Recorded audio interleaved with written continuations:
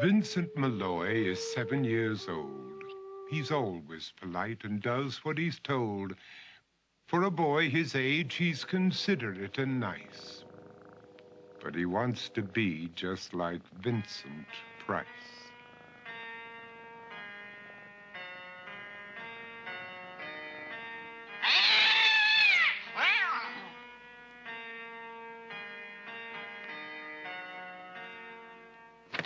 He doesn't mind living with his sister, dog, and cats, though he'd rather share a home with spiders and bats.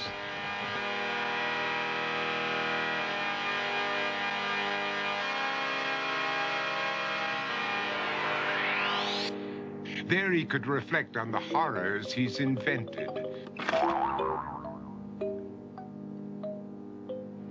And wander dark hallways alone and tormented.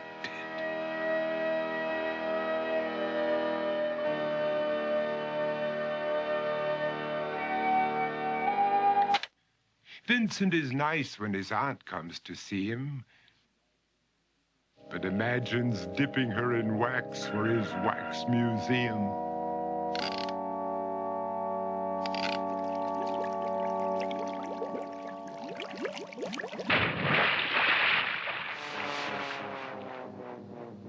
He likes to experiment on his dog, Abercrombie, in the hopes of creating a horrible zombie. So he and his horrible zombie dog could go searching for victims in the London fog. His thoughts, though, aren't only of ghoulish crime. He likes to paint and read to pass some of the time. While other kids read books like Go, Jane, Go, Vincent's favorite author is Edgar Allan Poe. One night, while reading a gruesome tale, he read a passage that made him turn pale. Such horrible news he could not survive, for his beautiful wife had been buried alive.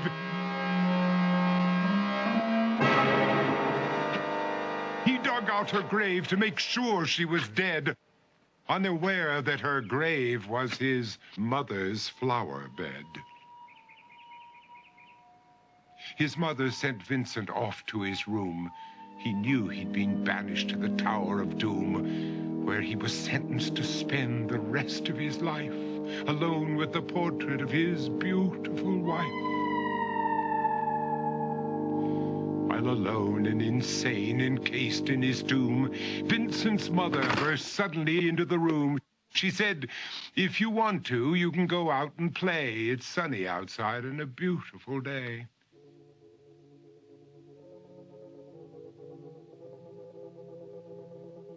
Vincent tried to talk, but he just couldn't speak. The years of isolation had made him quite weak.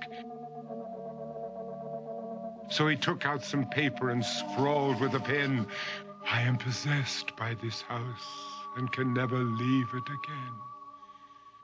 His mother said, "You're not possessed and you're not almost dead. These games that you play are all in your head. You're not Vincent Price, you're Vincent Maloy. You're not tormented or insane, you're just a young boy. You're 7 years old and you are my son. I want you to get outside and have some real fun." Her anger now spent, she walked out through the hall. And while Vincent backed slowly against the wall, the room started to sway, to shiver and creak. His horrid insanity had reached its peak. He saw Abercrombie, his zombie slave, and heard his wife call from beyond the grave. She spoke from her coffin and made ghoulish demands, while through cracking walls reached skeleton hands. Every horror in his life that had crept through his dreams swept his mad laughter to terrified screams. To escape the madness, he reached for the door, but fell limp and lifeless down on the floor. His voice was soft and very slow as he quoted The Raven from Edgar Allan Poe.